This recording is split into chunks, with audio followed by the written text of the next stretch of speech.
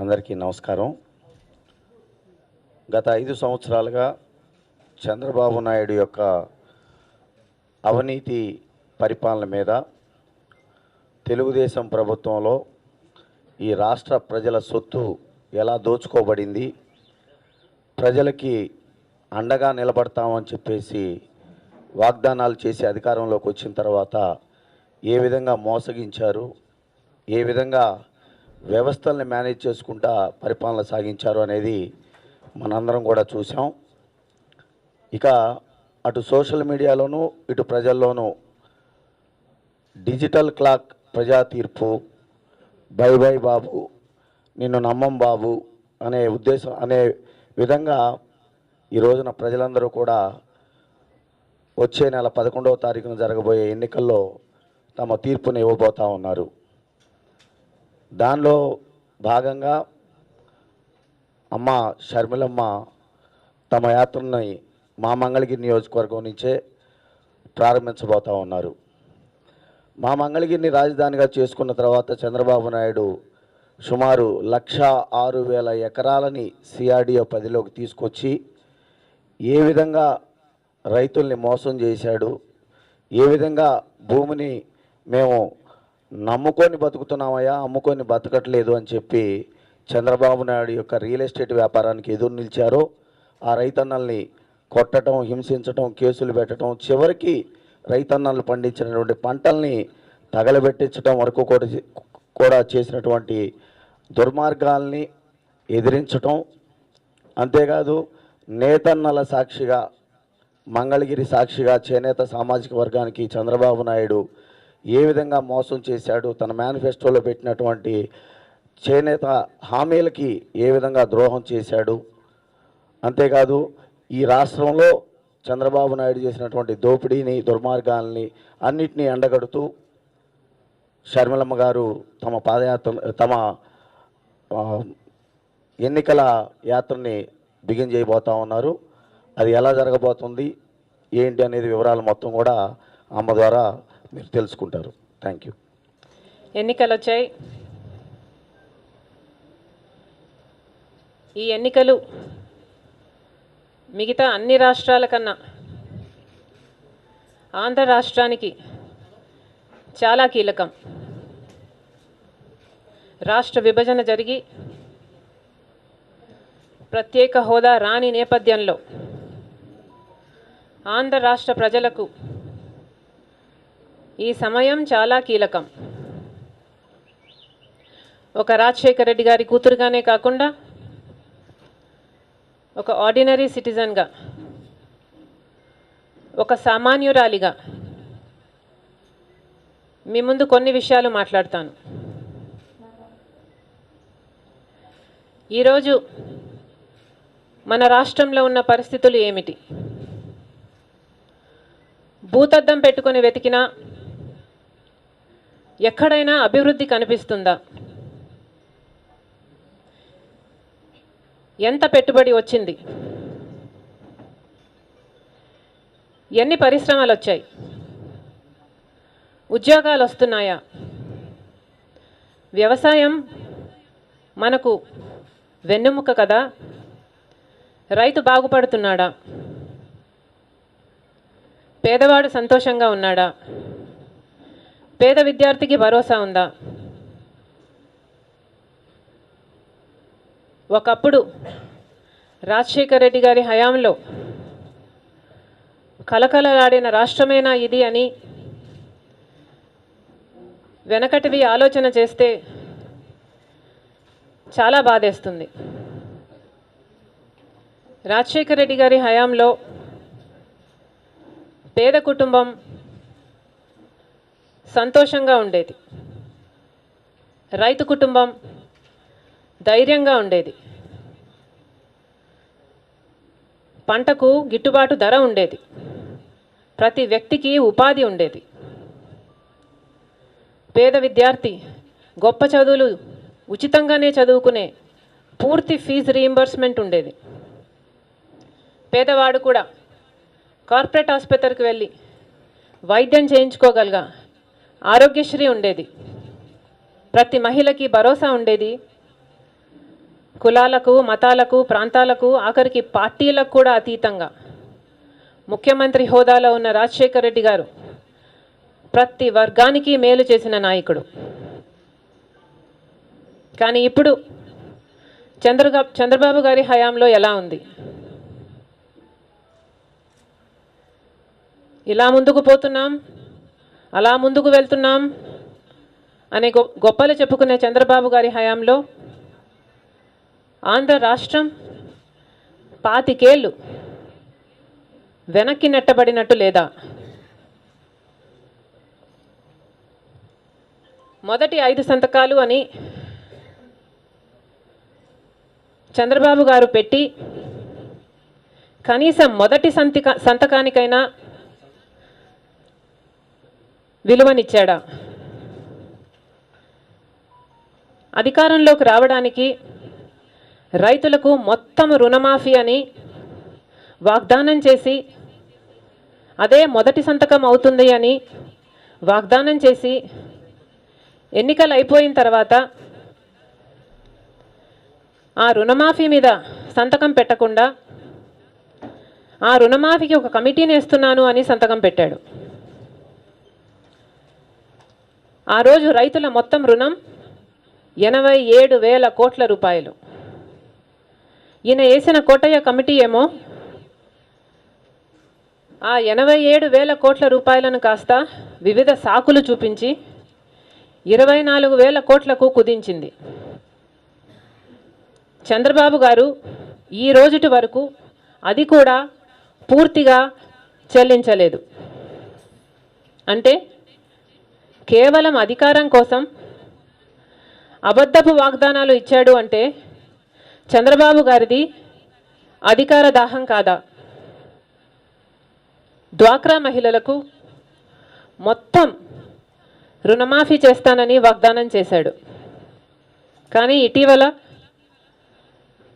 ఆ శాఖకు సంబంధించిన మంత్రి పరిటాల సునీత గారు అసెంబ్లీలో సమాధానమిస్తూ మహిళలకు రుణమాఫీ చేయలేదు, చేసే ఉద్దేశం కూడా లేదు అని ప్రకటించలేదా? ఆ రోజు డ్వాక్రా మహిళలకున్న మొత్తం రుణం 14,000 కోట్ల రూపాయలు. ఈరోజు ఆయన ఒక్క రూపాయి రుణం కూడా తీర్చకపోతే ఈరోజు మొత్తం రుణం 25,000 కోట్ల రూపాయలు.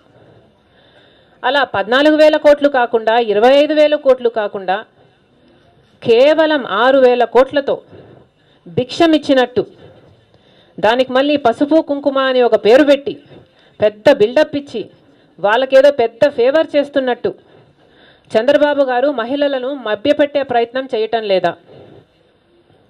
ఒక్క రూపాయి రుణమాఫీ చేయకుండా ఇలా మహిళలను మభ్యపెట్టే ప్రయత్నం చేస్తున్నాడంటే అది చంద్రబాబు గారు మహిళలకు చేస్తున్న వంచన కాదా?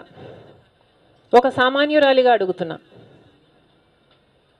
పోలవరం 14,000 కోట్లు ఉన్న ప్రాజెక్టు కాస్ట్ని 60,000 కోట్లకు పెంచారు.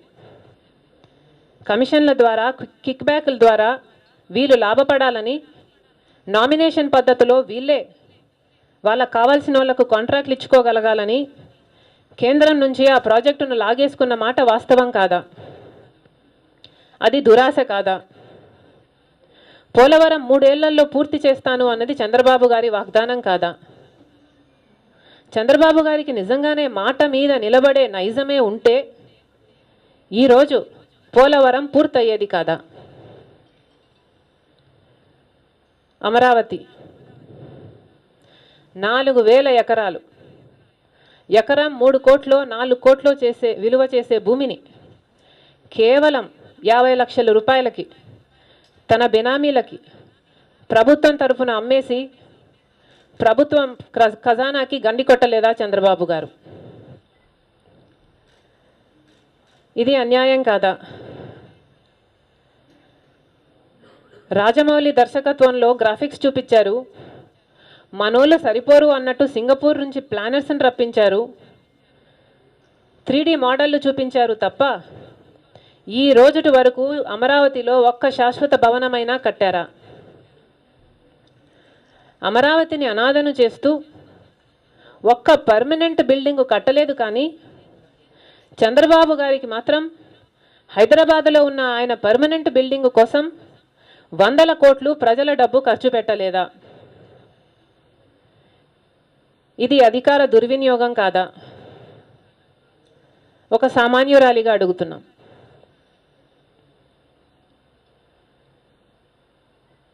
పేద విద్యార్థులు గొప్ప చదువులు చదువుకోకపోతే ఆ కుటుంబాలు పేదరికం నుంచి ఎప్పుడూ బయటపడలేవు అని రాజశేఖర్ రెడ్డి గారు పూర్తి ఫీజు రీయింబర్స్మెంట్ చేస్తే చంద్రబాబు గారు మేము అంతా ఇవ్వము, మేము కొంచెమే ఇస్తాము, మేము ఇంతే ఇస్తాము అని చెప్పి ఆఖరికి అది కూడా ఇవ్వకపోతే వాళ్ళ తల్లిదండ్రులు అప్పుల పాలైపోతున్నారని ఎంతమంది విద్యార్థులు ఈరోజు చదువులు మానేశారు.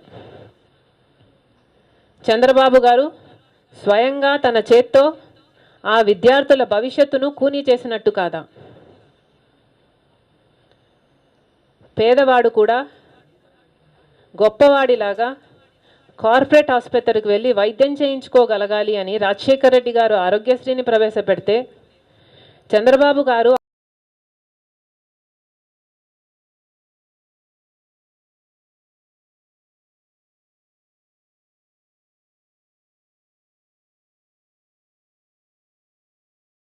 ఆరోగ్యశ్రీ లిస్టులో నుంచి ఎన్నో కార్పొరేట్ ఆసుపత్రులను తొలగించేసి పేదవాడు మళ్ళీ గవర్నమెంట్ ఆసుపత్రికి మాత్రమే వెళ్ళాలి అని శాసించలేదా?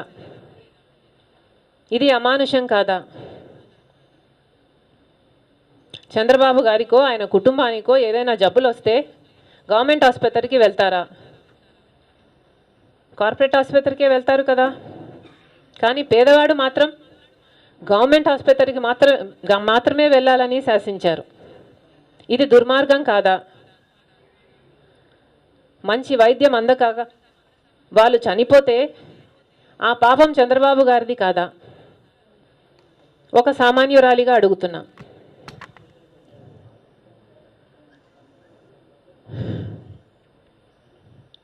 బాబు వస్తే జాబ్ వస్తుందన్నారు. ఎవరికి వచ్చింది?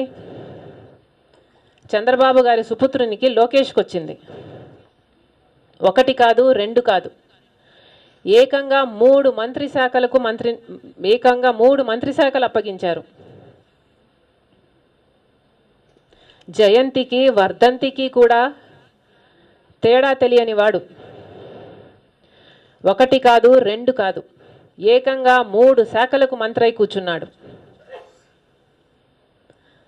ఆలు కూడా రావు కానీ అగ్రతాంబూలం మాత్రం నాకే అన్నాడట ఒకడు. ఒక్క ఎన్నిక కూడా గెలవలేదు. ఏ అర్హత ఉందని, ఏ అనుభవం ఉందని ఒకటి కాదు, రెండు కాదు, 3 శాఖలకు మంత్రిని చేశారు. ఇది పుత్రవాత్సల్యం కాదా? చంద్రబాబు గారి కొడుకేమో 3 ఉద్యోగాలు ఇవ్వచ్చు, మామూలు ప్రజలకేమో ఉద్యోగాలు లేవు, ఉద్యోగ నోటిఫికేషన్లు లేవు. ఇది దుర్మార్గం కాదా? ఇది స్వార్థం కాదా? ఒక సామాన్యురాలిగా అడుగుతున్నా. అవతల తెలంగాణలో కేసీఆర్ గారి కొడుకు కేటీఆర్ గారికి ఐటీ శాఖ ఇచ్చారని ఈయన ఇప్పించుకున్నారు. పోనీ ఆయనలాగా ఈయన కూడా గొప్ప గొప్ప కంపెనీలు ఏమైనా తెచ్చాడా అని చూస్తే వీళ్ళు గొప్పగా మైక్రోసాఫ్ట్ వస్తుంది అని ప్రచారం చేసిన 12 గంటల్లోపు మాకు ఆ ఉద్దేశం లేదు అని వాళ్ళు ప్రకటించారు. పోనీ ఇంకేమైనా చేశాడా అని చూస్తే కేవలం ప్రభుత్వం దగ్గర మాత్రమే ఉండాల్సిన ప్రజల సమాచారాన్ని, Aadhaar details, voter details, bank details లాంటివి ఈ లోకేష్ గారు దొంగతనం చేసి తనకు కావాల్సిన ప్రైవేట్ కంపెనీలకు ఇచ్చుకున్నాడు. కనుక ఈరోజు ఏ కుటుంబంలో ఎంతమంది ఆడోళ్ళు ఉన్నారు, ఏ బ్యాంక్ అకౌంట్లో ఎంత డబ్బు ఉంది అన్నది బయటపడిపోయింది. దీనికి కారణం ఎవరో చంద్రబాబు గారికి తెలియదా?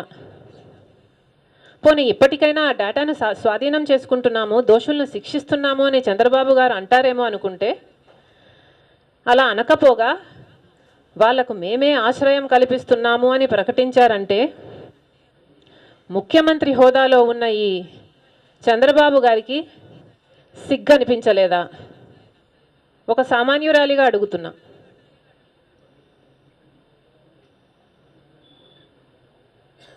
బాబు మోడీ జోడీ కలిసి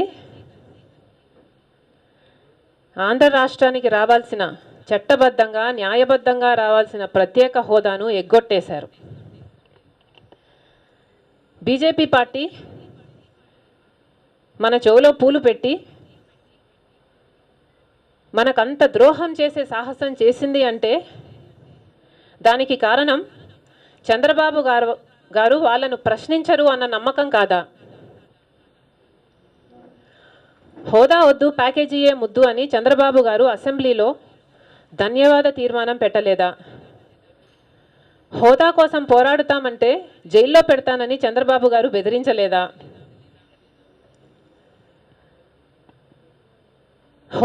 హోదా వచ్చిన రాష్ట్రాలు ఏం బాగుపడ్డాయి అని చంద్రబాబు గారు హేళన చేయలేదా? ప్రతిపక్ష నేత జగన్మోహన్ రెడ్డి గారు హోదా కోసం పోరాటంలో భాగంగా విశాఖపట్నం వెళ్తే ఆయన్ని చంద్రబాబు గారు ఎయిర్పోర్ట్లోనే నిర్బంధించలేదా? నిరసనగా ఆయన రన్వే మీద బైఠాయించలేదా? వైఎస్ఆర్ కాంగ్రెస్ పార్టీకి చెందిన నాయకులు హోదా కోసం పోరాటంలో భాగంగా అసెంబ్లీని ముట్టడిస్తే చంద్రబాబు గారు వాళ్ళని అరెస్టు చేయించి ఉద్యమాన్ని అణిచివేసే ప్రయత్నం చేయలేదా?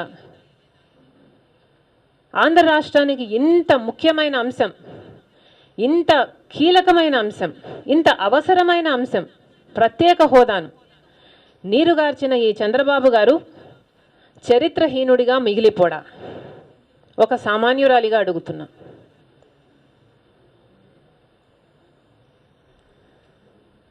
ఆడపిల్ల పుడితే 25,000 రూపాయలు మహాలక్ష్మి పథకం కింద వాళ్ళ బ్యాంక్ అకౌంట్లోనే నేరుగా వేస్తామన్నారు.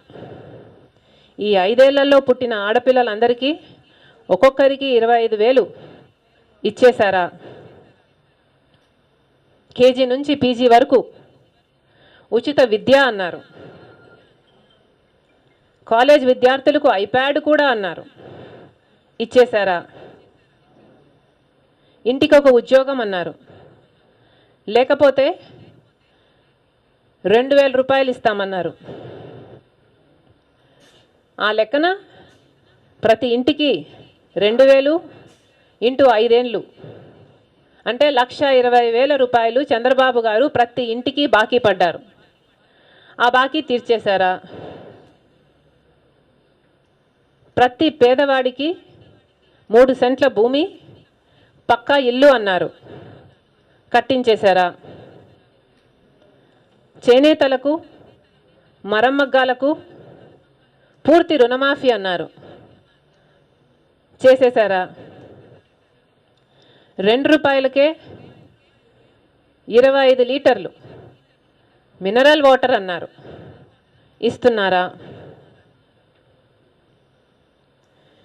ఇంకా ఆంధ్రప్రదేశ్ను అప్పుల ఆంధ్రప్రదేశ్గా మార్చటం, స్థానిక ప్రతినిధులు నన్ను పక్కన పెట్టి జన్మభూమి కమిటీలను పెట్టి లంచగొండితనం, దౌర్జన్యం ప్రోత్సహించడం, ఇంకా ఎక్కడ చూసినా మాఫియా కరప్షన్, ఇసుక దగ్గర నుంచి వేల ఎకరాల భూ స్కాముల వరకు, ఇరిగేషన్ ప్రాజెక్టుల నుంచి ఇన్ఫ్రాస్ట్రక్చర్ ప్రాజెక్టుల వరకు ఎక్కడ చూసినా కరప్షన్. ఇంకా ఇలా చెప్పుకుంటూ పోతే ఎన్నో. గమనించండి,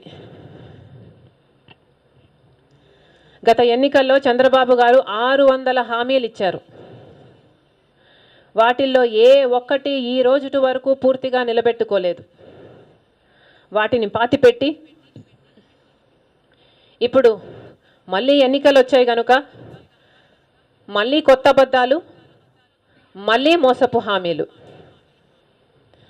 ఇచ్చిన హామీలు నిలబెట్టుకునే ఉద్దేశమే చంద్రబాబు గారికి ఉండుంటే నేను ఇచ్చిన హామీలను నేను నిలబెట్టుకున్నాను, నేను రైతులకు మొత్తం రుణమాఫీ చేశాను, డ్వాక్రా మహిళలకు మొత్తం రుణమాఫీ చేశాను, ఫీజు రీయింబర్స్మెంట్లో ప్రతి విద్యార్థికి ఎంత ఫీజు అయితే అంత ఫీజు మొత్తము చెల్లిస్తున్నాను అని ఇలా అన్ని పథకాలకు ఆన్సర్ చెప్పుకుంటూ నేను నెరవేర్చాను అని చెప్పుకుంటూ కదా చంద్రబాబు గారు ఓట్లు అడగాలి. నేను చేసిన పనితీరును చూసి నాకు ఓట్లేయండి, నేను మీకు చేసిన మేలను చూసి నాకు ఓటేయండి అని కదా చంద్రబాబు గారు అడగాలి. మళ్ళీ తెలుగుదేశం కొత్త మేనిఫెస్టోకు ఏమిటి అర్థం? ఇప్పుడు మళ్ళీ ఎన్నికలు వచ్చాయి. చంద్రబాబు గారు నేను చందమామను తెచ్చిస్తాను అని మళ్ళీ అంటే ప్రజలు మళ్ళీ నమ్మాలా? ప్రజల కోసం కాదు, పదవి కోసం పథకాలు వేస్తారు చంద్రబాబు గారు. That is Chandrababu.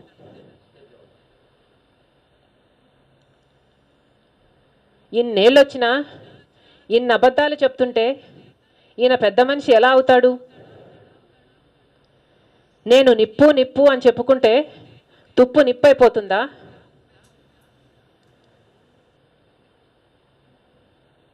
సెల్ఫ్ డబ్బా కొట్టుకుంటే అది వాస్తవమైపోతుందా? చంద్రబాబు గారు ముఖ్యమంత్రిగా ఉన్న 9 ఏళ్లలోనే హైదరాబాదులో అంత అభివృద్ధిని తానే చేశాడని కదా చంద్రబాబు గారు చెప్పుకుంటున్న సెల్ఫ్ డబ్బా డైలాగ్. మరి 5 ఏళ్ళు ముఖ్యమంత్రిగా ఉన్న అమరావతిలో ఒక్క శాశ్వతమైన భవనమైనా ఎందుకు లేదు? ఇది సొల్లు కాదు, అసత్యానికి మారుపేరు చంద్రబాబు. చంద్రబాబు గారిని సూటిగా అడుగుతున్నాం, చేతనైతే నిజం చెప్పండి. జగన్మోహన్ రెడ్డి గారు ప్రత్యేక హోదా కోసం ఢిల్లీలో ధర్నాలు చేశాడు. ఆంధ్ర రాష్ట్రంలో రోజుల తరబడి నిరాహార దీక్షలు చేశాడు. బందులు, రాస్తారోకోలు, ధర్నాలు, మానవహారాలు, క్యాండిల్ ర్యాలీలు, ఈ 5 ఏళ్లలో ఇలాంటివి ఎన్నో చేశాడు. చివరకు వైఎస్ఆర్సీపీ ఎంపీలు కేంద్ర ప్రభుత్వం, బీజేపీ కేంద్ర ప్రభుత్వానికి వ్యతిరేకంగా అవిశ్వాస తీర్మానం కూడా పెట్టారు. ఆ తర్వాత వైఎస్ఆర్సీపీలో ఎంతమంది ఎంపీలుంటే అంతమంది నిరసనగా రాజీనామాలు కూడా చేశారు.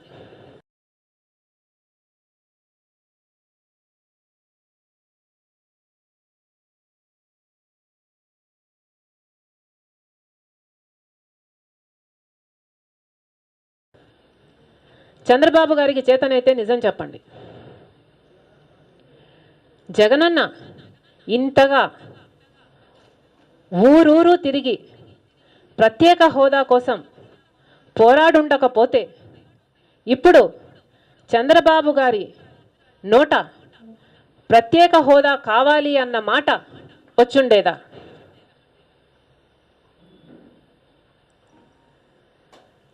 హోదా వద్దు, ప్యాకేజీయే ముద్దు అన్న చంద్రబాబు గారిని యూటర్న్ తీసుకునేలా చేసింది జగన్మోహన్ రెడ్డి గారు కాదా?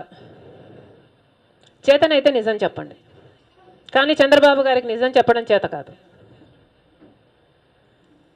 ముందేమో హోదా అంటాడు, ఆ తర్వాత ప్యాకేజీ అంటాడు, ఇప్పుడు మళ్ళీ హోదా అంటున్నాడు.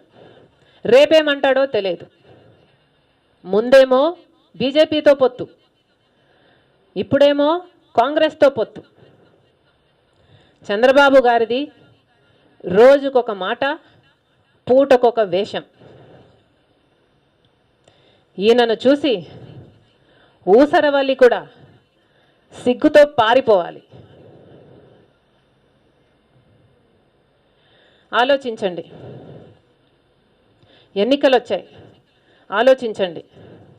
ఒకవైపు తండ్రి లాంటి వాణ్ణి వెన్నుపోటు పొడిచినవాడు, ఎన్టీఆర్ గారి పార్టీని కబ్జా చేసినవాడు, ఎన్టీఆర్ గారి కుటుంబాన్ని వాడుకొని పక్కన పారేసినవాడు, వ్యవసాయం దండగా అన్నవాడు, ఉచిత విద్యుత్తును హేళన చేసినవాడు, అప్పుల పాలైన రైతులు బషీర్బాగ్లో ఆందోళన చేస్తే వాళ్ళను కాల్చిపారేసినవాడు.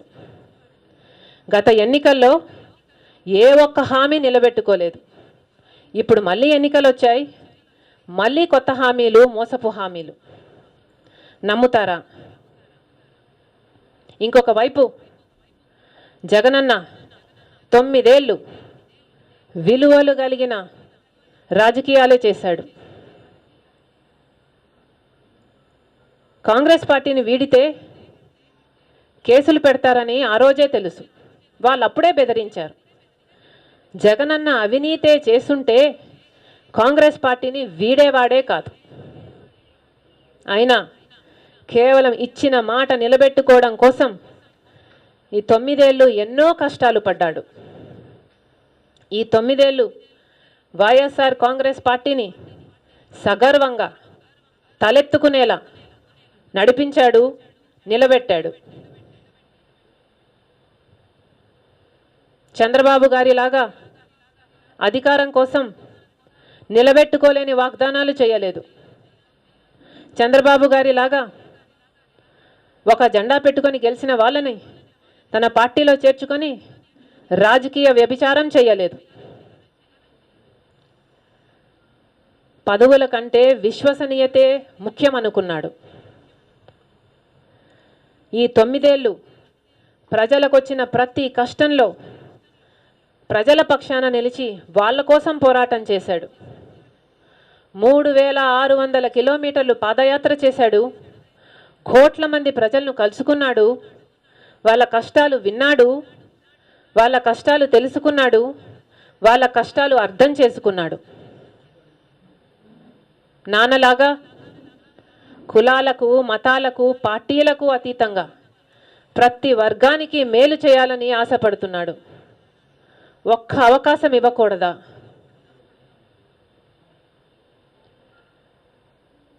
చంద్రబాబు గారికి, జగన్మోహన్ రెడ్డి గారికి ఇద్దరి మధ్య ఎంత వ్యత్యాసం ఆలోచించండి. గత ఎన్నికల్లో చంద్రబాబు గారు నాకు చాలా అనుభవం ఉంది అని చెప్పుకొని కదా, అని ప్రచారం చేసుకొని కదా ముఖ్యమంత్రి అయ్యాడు. దేంట్లో అనుభవం ఉంది? వెన్నుపోట్లో అనుభవం ఉంది, మోసంలో అనుభవం ఉంది, అవినీతిలో అనుభవం ఉంది, స్వార్థ రాజకీయాలు చేయడంలో అనుభవం ఉంది, గోబల్స్ ప్రచారంలో గొప్ప అనుభవం ఉంది. ఆడ మగ తేడా లేకుండా క్యారెక్టర్ అసాసినేషన్ చేయాలనుకోవడంలో అనుభవం ఉంది, హత్యలు చేయడంలో అనుభవం ఉంది, లేదా హత్యలు చేసిన వారికి అభయం ఇవ్వడంలో అనుభవం ఉంది. చంద్రబాబు గారి దర్శకత్వంలో అనంతపూర్ జిల్లా రాప్తాడ్లో ప్రసాద్ రెడ్డి గారిని ఎంఆర్ఓ ఆఫీస్లోనే చంపారు. తాడిపత్రిలో విజయభాస్కర్ రెడ్డి గారిని సింగిల్ విండో అధ్యక్షుణ్ణి అతి దారుణంగా చంపారు. ఈ 5 ఏళ్లలో చంద్రబాబు గారు వాళ్ళ మనుషులు ఇలా కొన్ని వందల మందిని పొట్టన పెట్టుకున్నారు. చంద్రబాబు గారు హింసావాది కాదా? గుంటూరులో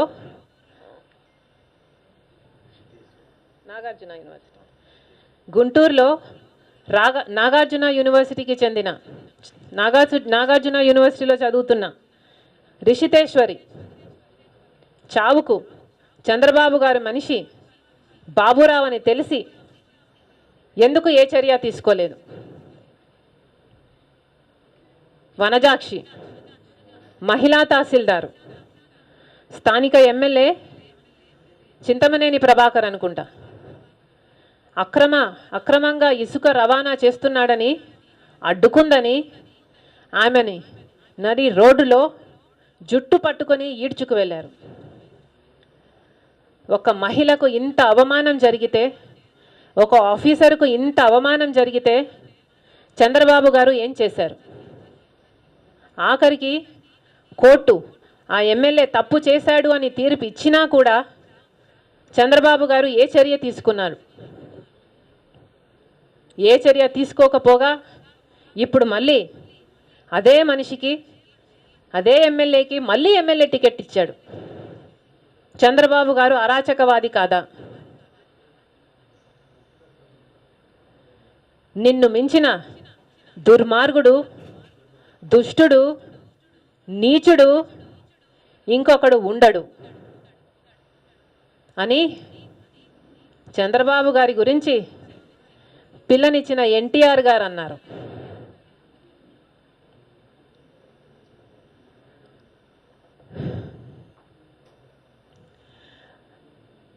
ఆలోచించండి, దూరదృష్టితో ఆలోచించండి. ఆంధ్రప్రదేశ్ రాష్ట్రంలో ఇప్పుడున్న పరిస్థితి గురించి ఆలోచించండి.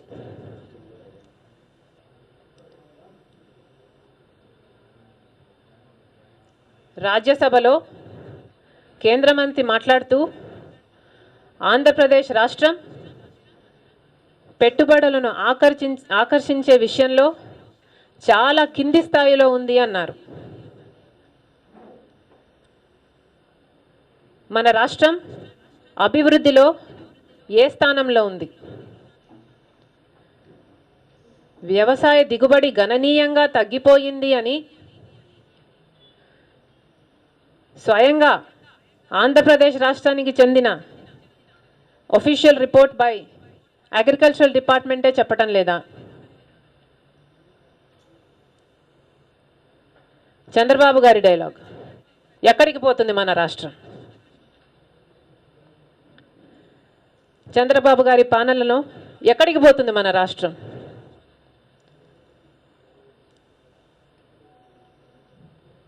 ఒకప్పుడు అంత సుభిక్షంగా ఉన్న రాష్ట్రానికి ఈరోజు ఇంత దుస్థితి వచ్చింది అంటే ఒక సామాన్యురాలిగా చాలా బాధపడుతున్నా.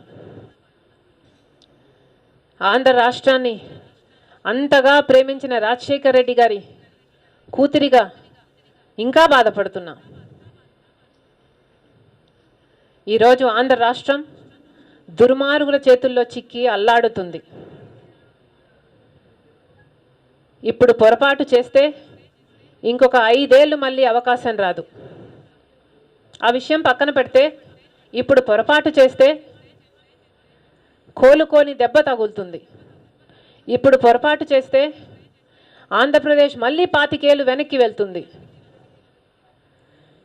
ఈ ఎన్నికలు ఆంధ్రప్రదేశ్ ప్రజలకు, ఆంధ్రప్రదేశ్ అభివృద్ధికి చాలా ముఖ్యం. ఈ ఎన్నికలు మన పిల్లల భవిష్యత్తుకి చాలా కీలకం. ఆలోచించండి. మంచికి చెడుకు మధ్య జరిగే పోరాటంలో మంచిని గెలిపించండి. ముఖ్యమంత్రి హోదాలో ఉన్న వానికి మంచి మనసుంటేనే, మంచివాడైతేనే ప్రజలకు మేలు జరుగుతుంది. ఆలోచించి ఓటేయండి. సెలవు. మీ భవిష్యత్తు నా బాధ్యత అంటూనే ఈ ఎన్నికలు కేసీఆర్కి నాకు జరుగుతున్నాయని చంద్రబాబు చేసిన ప్రచారాన్ని ఎలా జరుగుతున్నాయండి? కేసీఆర్కి చంద్రబాబు గారికి మధ్య ఎన్నికలు ఇవి నాకు అర్థం కాక అడుగుతా. కేసీఆర్ గారేమో అక్కడ బంపర్ మెజారిటీతో గెలిచాడు, ఇక్కడేమో వైఎస్ఆర్సీపీ బంపర్ మెజారిటీతో గెలుస్తుంది అని సర్వేలు చెప్తున్నాయి. ఈయన మాట్లాడడానికి ఏదైనా లింక్ ఉందా? నాకైతే కనిపించట్లేదు.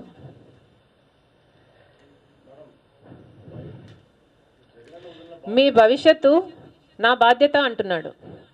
5 ఏళ్ళు ఏం చేశాడు? గాడిదలు కాశాడా? అప్పుడు అనిపించలేదా ఈయన బాధ్యత అని? 600 హామీలు ఇచ్చారు. స్కాట్ ఫ్రీగా ఇప్పుడు మళ్ళీ హామీలు ఇస్తున్నాడు. సిగ్గుండాలి మనిషి పుట్టిన ఎవరికైనా.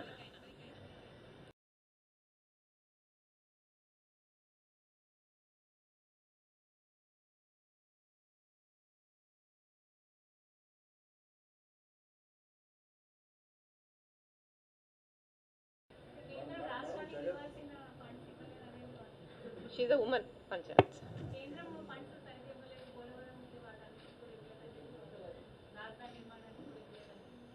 పురంధరేశ్వరి గారు, బీజేపీ నాయకులు ఏం సమాధానాలు ఇస్తున్నారు దానికి? వాళ్ళని అడగండి, నాకంటే బాగా చెప్పగలరు.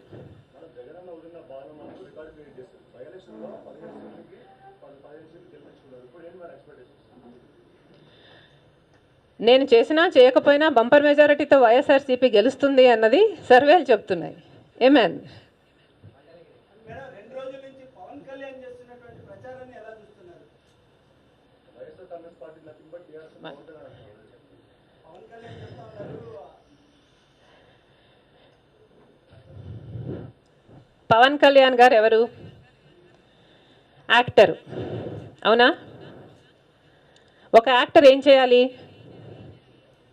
ఒక డైరెక్టర్ చెప్పింది చేయాలి. పవన్ కళ్యాణ్ గారి రాజకీయ సినిమాలో పవన్ కళ్యాణ్ గారు యాక్టర్ అయితే చంద్రబాబు గారు డైరెక్టర్. సో పవన్ కళ్యాణ్ గారు ఏం చేయాలి? చంద్రబాబు గారు చెప్పింది చేయాలి. అదే చేస్తున్నాడు. నాకు ఆ విషయం ఎందుకు అర్థమైంది? కోట్ల మంది ప్రజలకు సంబంధించిన విషయం డేటా చోరీ. నాకు తెలిసి పవన్ కళ్యాణ్ గారు దాని గురించి మాట్లాడలేదు. ఎందుకు మాట్లాడలేదు? ఎందుకు మాట్లాడలేదండి? మీరు అడిగారా? పవన్ కళ్యాణ్ గారు నామినేషన్ వేయడానికి వెళ్తే అక్కడ పచ్చపాటి కేడర్ ఉంటుంది. బయటికేమో పొత్తు లేదు అని చెప్పుకుంటూనే లోపల సీట్లు సర్దుబాటు చేసుకుంటున్నారు. వివేకానంద రెడ్డి హత్య జరిగితే మేము థర్డ్ పార్టీ ఎంక్వైరీ అడుగుతున్నాం. మాతో పాటు పవన్ కళ్యాణ్ గారు ఎందుకు అడగడం లేదు? నిజంగానే చంద్రబాబు గారు నిర్దోషి అని ఆయన నమ్మితే ఏమిటి భయం వాళ్ళకి? నాకు అర్థమైన విషయం, పవన్ కళ్యాణ్ గారికి ఓటేస్తే చంద్రబాబు గారికి ఓటేసినట్టే, జనసేన పార్టీకి ఓటేస్తే తెలుగుదేశం పార్టీకి ఓటేసినట్టే. This is very clear.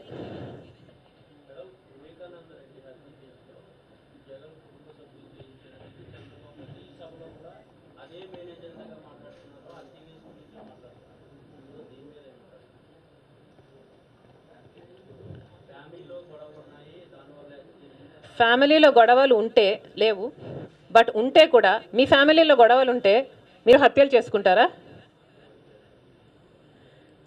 మా పెదనాన్నగారు జార్జి రెడ్డి గారు లేరు.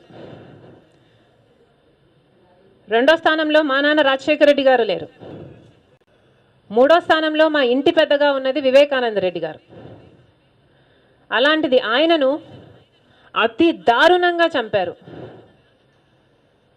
అసలు ఎవరైనా చూస్తే ఆ కిరాతకాన్ని చూస్తే ఎవరికైనా చేసింది మనుషుల మృగాల, వీళ్ళకి అసలు మనసు అనేది ఉందా అనిపిస్తుంది. అంత ఘోరంగా చంపారు. పైగా మళ్ళీ మేమే చేశామంటున్నారు. అంటే బాధితులం మేము, కానీ బాధితులనే అక్యూజ్డ్ని చేస్తే అప్పుడు విక్టమ్ ఏం చేస్తారు? ఆ బాధితులు ఏం చేస్తారు? డిఫెన్స్లో పడతారు. సో మేము డిఫెన్స్లో పడాలి, యాక్చువల్ క్రిమినల్స్ ఏమో స్కాట్ కిక్స్ ఫ్రీగా పోవాలి. ఇది వాళ్ళ స్ట్రాటజీ.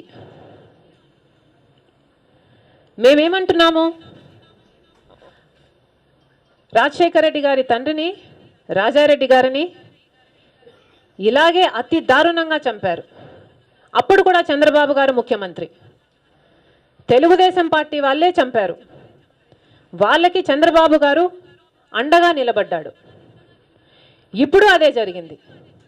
మా ఇంటికి పెద్దగా ఉన్న వివేకానంద రెడ్డిని చంపారు. చంద్రబాబు గారే ముఖ్యమంత్రిగా ఉన్నారు. క్రిమినల్స్ మీద ధ్యాస పెట్టాల్సిన చంద్రబాబు గారు వాళ్ళను కాపాడుతూ మేమే క్రిమినల్స్ను అంటున్నారు.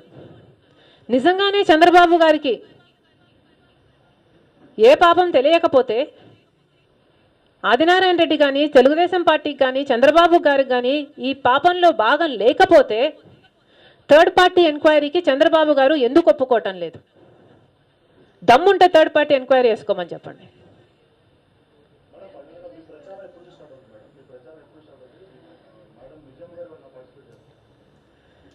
అమ్మ వేరే టీంలో ఉన్నారు. So we are going separate ways. నాది 29th నుంచి చేస్తున్నారు. యా, ఆ ఫైన్ డీటెయిల్స్ని they are working out. Pappu గారు ఉన్నారు కదండి ఇక్కడ.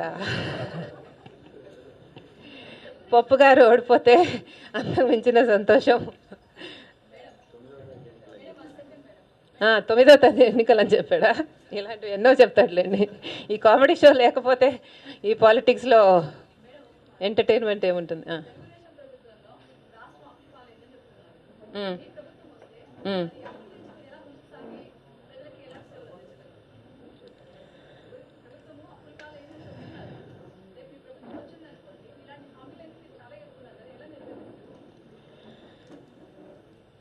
There is a team of people working on it.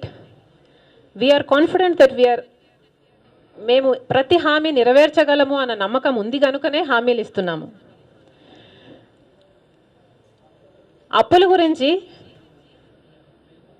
40 ఏళ్లలో ఉమ్మడి రాష్ట్రం, ఉమ్మడి ఆంధ్రప్రదేశ్ ఎన్ని అప్పులు చేసిందో చంద్రబాబు గారు కేవలం ఈ 5 ఏళ్లలోనే అంత అప్పు చేశాడు. మీరు ఎప్పుడైనా నన్ను ప్రశ్నించారా? ఎలా ముందుకు తీసుకెళ్తారు అన్నది ప్లాన్ ఉంది కనుకనే మమ్మల్ని ఎన్నుకోండి, మేము చేస్తాము అంటున్నాం. సో మీరు అది చూడాలంటే, తెలుసుకోవాలంటే మమ్మల్ని ఎన్నుకోండి, మీరు కూడా ప్రచారం చేయండి.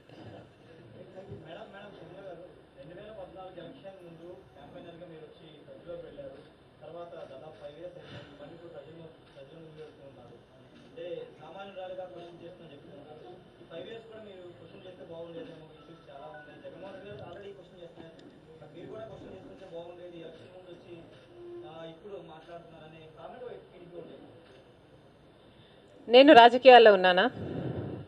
నేను ఎంపీనా? నేను ఎమ్మెల్యేనా? అందుకే చెప్పాను ఒక సామాన్యురాలిగా మాట్లాడుతున్నాను అని. సామాన్యులు ఎప్పుడైనా మాట్లాడచ్చు, కానీ ఈ సమయం చాలా కీలకం. ఇప్పుడు పొరపాటు చేస్తే చరిత్ర మనల్ని క్షమించదు. ఇప్పుడు పొరపాటు చేస్తే ఆంధ్రప్రదేశ్లో అభివృద్ధి అన్నది సమాధి కట్టుకోకపోతుంది. Now it's important.